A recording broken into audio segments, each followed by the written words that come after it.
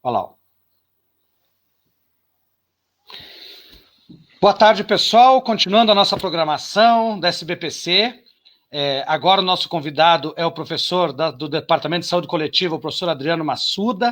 O professor Adriano, um grande conhecedor desse tema que a gente vai estar discutindo agora. O professor Adriano é secretário municipal de saúde, conhece exatamente como funciona o sistema, foi responsável, inclusive, pela grande ampliação e por parte dos nossos avanços e por parte do que está de positivo hoje no controle da doença. Isso fez parte também do que foi a política pública efetivada pelo governo do Gustavo Fruit e do secretário Massuda.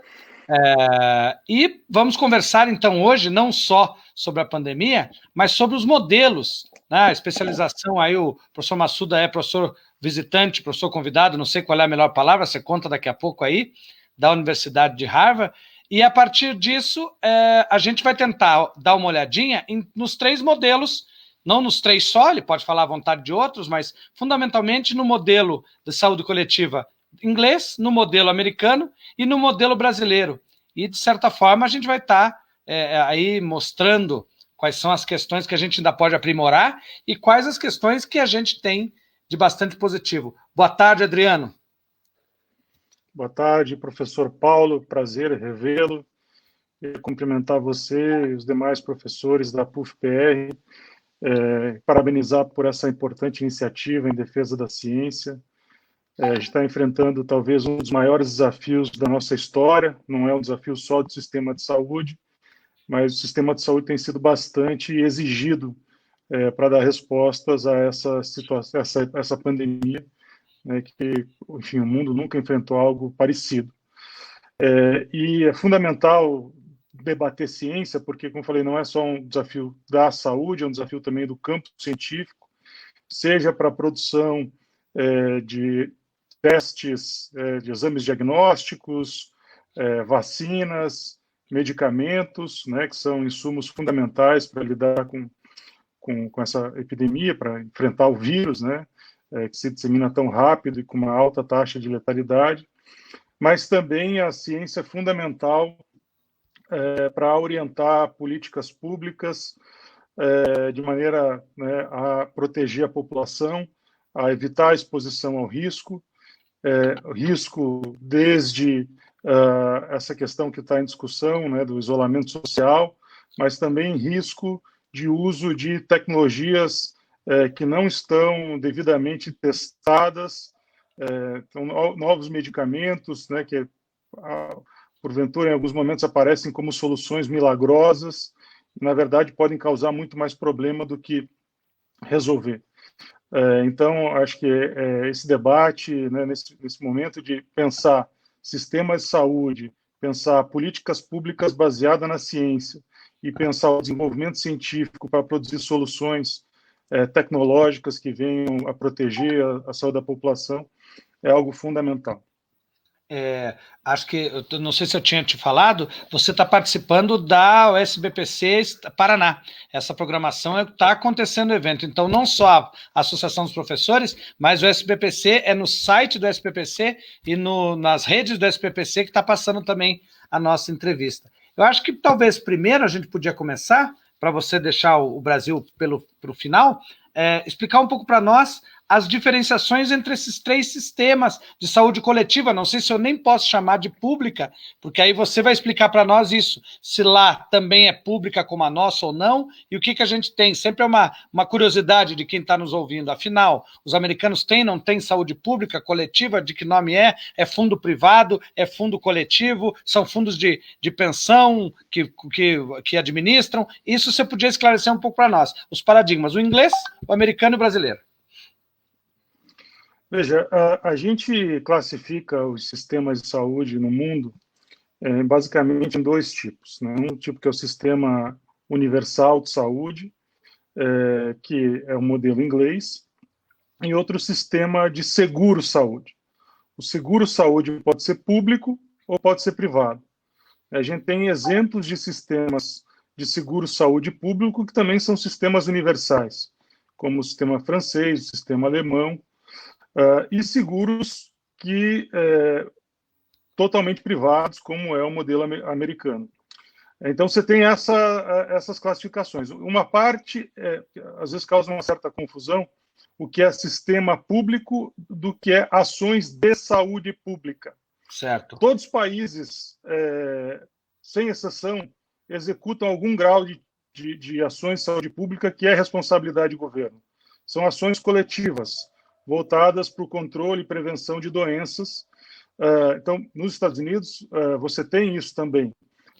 O que os Estados Unidos não tem é um sistema nacional de saúde organizado.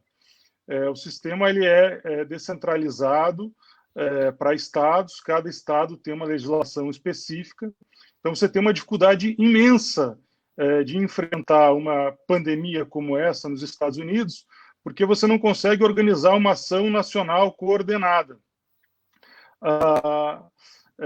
Já se a gente for pegar o modelo inglês, que é um modelo, né, a nossa maior referência como um sistema nacional de saúde, o que caracteriza, né, esse modelo, ele é um modelo que ele é financiado por impostos, ele tem uma organização estatal e a prestação de serviços, na maior parte das vezes, também é realizada por unidades de saúde que são unidades estatais.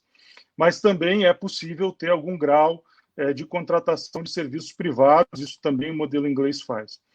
Então, acho que talvez as diferenças, né, são relativas à estrutura, se é sistema de saúde ou se é seguro, como é que financia, sistemas de saúde como o sistema inglês e como o brasileiro são financiados por impostos.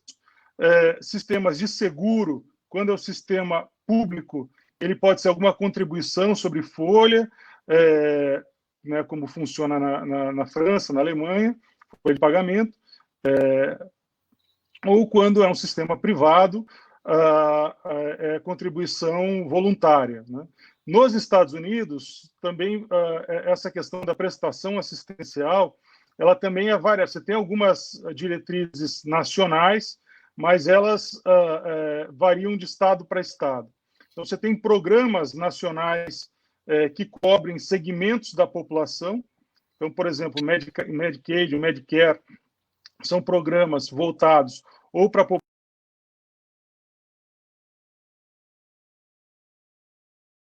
de ação de saúde pública, de atuação pública, ainda que não intermediada pela prestação estatal. Nos Estados Unidos, esses programas funcionam contratando prestadores privados, contratando planos de saúde privado para prestar atendimento à população que é coberta por esses programas de saúde pública. Entendi.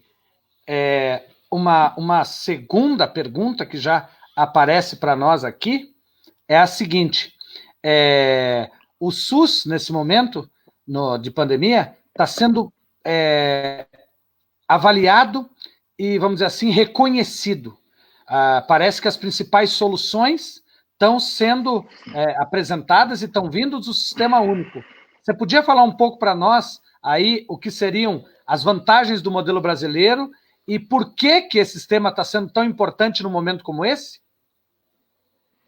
Olha, o sistema brasileiro foi um sistema que inovou em uma série de políticas e na sua organização.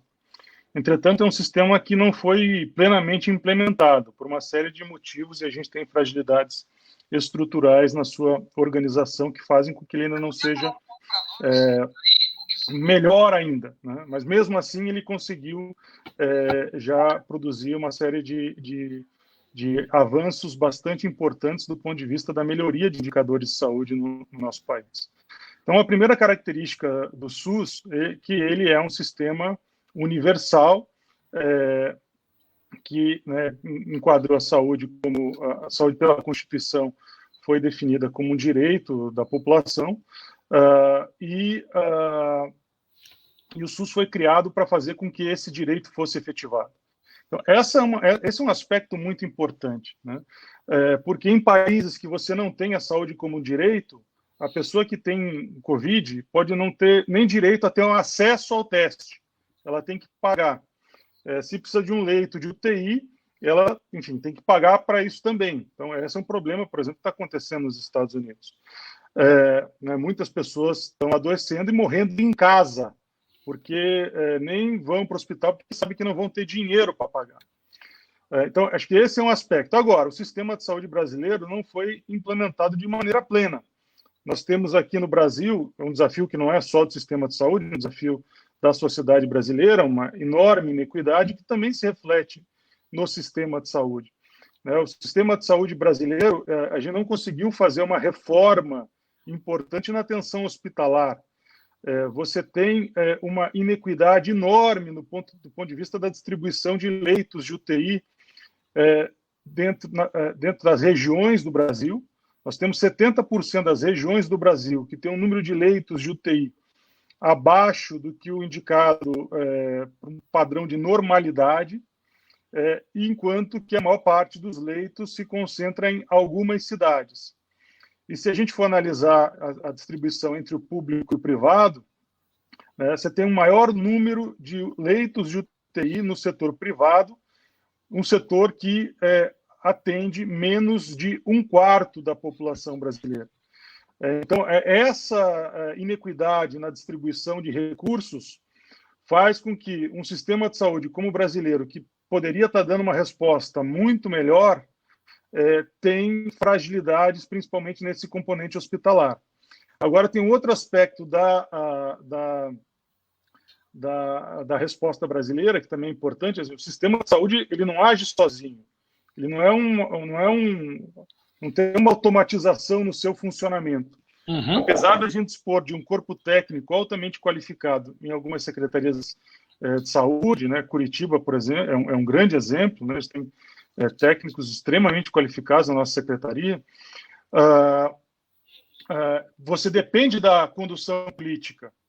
Então, se você tem uma determinada condução política que, como está acontecendo no Brasil, que expõe a população ao risco, você vai ter um aumento da pressão sobre o sistema de saúde. Então, mesmo Inglaterra, que é referência internacional do ponto de vista da organização do sistema de saúde, o governo inglês demorou para tomar as medidas protetivas de isolamento e distanciamento social que fariam uma proteção ao sistema de saúde. A consequência já se observa lá, é o país europeu onde hoje já se registra o maior número de óbitos, né? Mais de 30 mil óbitos, já passou da Espanha e da Itália. No Brasil, a gente está caminhando, já somos o 6º país em número de óbitos, isso que a epidemia no Brasil chegou com um tempo que a gente teria possibilidade de fazer uma maior preparação. Começou na Ásia, foi para a Europa, Estados Unidos, veio para cá. Não só negligenciamos o perigo, como não preparamos o sistema de saúde de maneira adequada. Então, a gente, apesar de ter um sistema de saúde universal, que tem fragilidades, mas tem potências, as potências não estão sendo utilizadas da maneira adequada. Está variando muito de estado para estado, de região para região, de cidade para cidade. Algumas cidades estão conseguindo ter uma resposta mais adequada do que outras. Tá, eu tenho mais uma outra, estou vendo que o nosso tempo aí é curto, pena, teria muito para conversar, mas eu tenho mais uma pergunta que é importante por conta da SBPC e por conta de ser da própria universidade. Você teve essa experiência de estar na Universidade de Harvard, eu visitei contigo, inclusive, os equipamentos, os aparelhos, os lugares, fiquei maravilhado com tudo que a gente viu quando estava por lá, mas eu queria te perguntar uma coisa, o que a gente poderia, dentro da Universidade Federal do Paraná, trazer para cá, para poder, nesse sentido, das possibilidades do combate a pandemias como essa, e na experiência que você teve por lá, que tipo de laboratório, que tipo de situação a gente podia projetar como um sonho futuro para a nossa própria universidade? Olha, eu acho que nos Estados Unidos a gente tem uma grande contradição. Pelo fato de ter as melhores universidades, os melhores hospitais, a maior possibilidade de desenvolver tecnologia, e essa tecnologia não chega à população. Então, é uma grande contradição. Né? O país mais rico, com maior desenvolvimento tecnológico, a população americana não se beneficia disso. Na nossa realidade, Eu estou estudando em Curitiba já faz algum tempo, mas tenho acompanhado bastante, e eu acho que a universidade está tendo um papel já, que é preciso ser reconhecido. Do ponto de vista da organização assistencial, o nosso hospital de clínicas, acho que tem feito um papel importante sob a coordenação da nossa professora Claudete. Isso eu vejo, não estou presente, mas eu ouço relatos, né, de que o hospital está organizado para ser uma grande referência na assistência. Então, esse papel é fundamental ser reconhecido. Agora, eu acho que a universidade pode jogar um papel muito maior, ainda do ponto de vista do fortalecimento do sistema de saúde em Curitiba e no Paraná. A gente tem cursos, né, na área de saúde, a medicina, a enfermagem, odonto e vários, que tem uma boa parte da sua inserção na atenção primária. A atenção primária brasileira é o grande trunfo do sistema de saúde brasileiro. Foi ela que produziu importantes mudanças do ponto de vista da ampliação de acesso a serviços de saúde pela população. E ela poderia ser o diferencial do Brasil na resposta à Covid. Infelizmente, isso não está acontecendo em função de orientações muito equivocadas do Ministério da Saúde. Mas esse papel, né, de fortalecer a rede assistencial extra-hospitalar também é algo fundamental que a universidade pode jogar um papel importante. Agora, a universidade também tem várias outras áreas, né, do setor de biológicas, que tem grandes referências. Eu tive aula com grandes virologistas, né, que podem ajudar a entender um pouco a dinâmica da transmissão da fisiopatologia provocada pela infecção por esse vírus. Na produção de tecnologias, de medicamentos, vacinas, né? Enfim, eu acho que a potência que uma universidade como a nossa Universidade Federal do Paraná tem de contribuição no enfrentamento de um problema tão importante sob os diferentes níveis, né? Desde enfrentamento do vírus, criação de vacinas, produção de medicamentos, mas, por outro lado, que a gente vê que é o que faz a diferença, o que está fazendo a diferença nos países, ajudar o país a organizar a resposta do sistema de saúde, acho que são papéis aí fundamentais que as universidades devem jogar, e num momento como esse, que a gente tem uma fragilidade gigantesca do ponto de vista da condução do país, é fundamental que a sociedade civil se organize, e nessa organização as universidades têm um papel fundamental. Tá. Ainda está sobrando um tempinho, ainda tinha mais perguntas. Eu vou tentar resumir e ver se você fala naquele tempo que você puder. Tem 3 questões ainda, mas não vamos conseguir falar de todas, porque levaria um tempo. Mas vamos pensar dessas 3, aquela que for mais imediata. Em comparação, né? A gente não tem como não fazer comparação. Um dos programas mais importantes dos governos passados foi o Mais Médicos. E o Mais Médicos teve uma redução grande, ou praticamente foi extinto pelo governo atual, e a gente percebe que no momento como esse a gente precisa de um programa como o Mais Médicos. Emendando na discussão dos Mais Médicos, a tua gestão foi marcada pelo programa do Médico da Família. Essa modificação também teve, e uma coisa pode dizer que a gente tem relação direta com a outra. Você não pode falar um pouquinho para nós sobre essas duas coisas relacionadas? Coloca a terceira, já que a gente já responde. Coloca a terceira. A terceira, você sabe, deve todo mundo perguntar na rua, a questão da UPA do centro. Na tua gestão, você colocou uma UPA do lado do Hospital de Clínicas, imediatamente na gestão posterior à tua, aquela UPA saiu dali. Você tem N situações de melhorias que a cidade teve com a UPA instalada, e teve situações de uma nova visão. É preciso falar sobre essas questões. Legal. Não, dá para responder tranquilo. Acho que, assim, primeiro dizer que a experiência de trabalho contigo, com o Gustavo, à frente da Secretaria de Saúde de Curitiba, foi um enorme privilégio, talvez uma das experiências de maior satisfação pessoal que eu tive, né, como profissional de saúde, poder servir a nossa população, poder executar um trabalho importante, e sob a liderança de uma figura como o Gustavo, acho que foi um período muito bacana. Aí acho que tem algumas coisas também que são interessantes. Primeiro, a Secretaria de Curitiba, o SUS Curitiba, tem uma estrutura que é de fazer inveja para todo o Brasil. E assim, pude ter essa experiência internacional. Posso falar com tranquilidade. A estrutura assistencial do SUS Curitiba faz inveja a muitos países. A gente tem uma equipe técnica altamente qualificada, dedicada, que implementou, né, uma série de políticas. Então, a saúde de Curitiba tem tradição.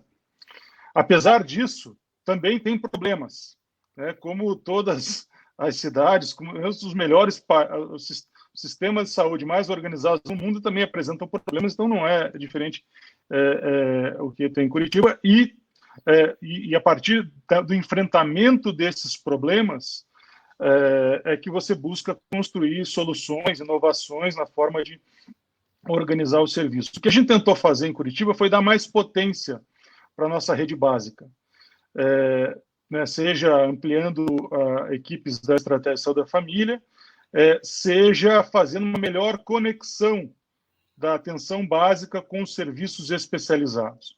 Um exemplo de algo que a gente fez, né, que fez uma diferença enorme, foi criar o telesaúde, o teleregulação, fazendo uma melhor conexão entre os profissionais que estão na atenção básica com os profissionais que estão na atenção especializada, no âmbito hospitalar.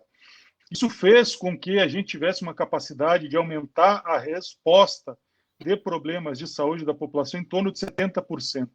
Ou seja, você aumentar a resolutividade da atenção básica só com interação entre o especialista e os profissionais de atenção básica para discutir caso, fazendo com que o problema da pessoa pudesse ser resolvido naquela unidade básica sem precisar ser encaminhado, teve um efeito de melhorar o cuidado das pessoas, mas também um outro efeito de reduzir o tamanho das filas para atenção especializada. Então, essa é uma inovação que eu tenho muito orgulho de ter feito junto com a equipe da Secretaria de Curitiba, e parece que isso continua. A parte de emergências talvez seja a maior fragilidade que a gente tenha em Curitiba. As unidades de pronto atendimento, quando foram concebidas de uma maneira bastante equivocada. Elas nasceram para ser mini hospitais e você não pode atribuir uma função hospitalar para uma unidade de emergência pré-hospitalar. Então, quando nós chegamos à nossa unidade, as nossas unidades de pronto atendimento tinham pacientes internados, entubados, que chegavam a ficar 10 dias numa UPA. A nossa estratégia foi tentar melhorar a relação das UPAs com os hospitais que deveriam ser retaguarda para essas unidades, para que o paciente grave ficasse o menor tempo possível numa UPA. E aí a concepção de fazer uma UPA dentro do Hospital de Clínicas tinha essa perspectiva, né, de a gente botar para dentro, mais próximo, a retaguarda hospitalar para uma unidade de emergência na região do centro da cidade, que é uma região de alta necessidade. Agora, é importante também dizer assim, que essa experiência eu tive até 2015. Né? Em 2015 eu saí, voltei para o Ministério da Saúde, e aí, assim, nosso tempo já está esgotando, mas não dá para deixar de falar isso, que é os estudos que eu comecei a fazer também na sequência. Já em 2015, de 2013 a 2015, a gente enfrentou um gravíssimo problema, que era a limitação de recursos financeiros. Eu era cobrado pelo Ministério Público por deixar de fazer coisas que deveria estar fazendo, e pelo Tribunal de Contas por estar gastando mais recursos do que eu tinha. Você lembra como eram as nossas conversas na Secretaria de Finanças, em que havia uma tensão bastante grande pelos volume de recursos necessários para manter o sistema de saúde curitibano funcionando. Esse problema, depois de 2015, se agravou imensamente, não digo só em Curitiba, mas no Brasil todo. Talvez em Curitiba tenha tido uma equação melhor, porque aí houve uma combinação município, estado e governo federal, que na nossa época havia uma oposição entre o município e o estado. Isso dificultou bastante o recebimento de recursos estaduais, né? Enfim, houve uma politização bastante prejudicial para a população de Curitiba por parte do governo do estado à época. Mas isso, do ponto de vista geral, né, uma degradação, uma precarização de um conjunto de políticas bem-sucedidas. Então, não só o Mais Médicos deixou de funcionar no Brasil, tirando praticamente 10 mil médicos nas áreas de maior necessidade, mas programas que eram muito bem reconhecidos foram enfraquecidos, né? O Brasil era referência no programa de ST-AIDS, tinha uma diretoria que hoje não existe mais, virou uma coordenação. Então, nós vemos um processo de degradação, de enfraquecimento de políticas, seja pela questão financeira, que aumentando o problema, seja pela condução política após 2016, que não colocou a saúde mais como prioridade no nosso país. Excelente. Já acho que até passar um pouquinho, você tinha me falado 3, já são 3 e 1. Adriano, quero agradecer imensamente a tua participação, né? Nosso professor muito nos orgulha na nossa universidade, junto com os demais, obviamente. Você está falando aqui em nome da Federal do Paraná, em nome do Departamento de Saúde Coletiva, mas em nome do setor também.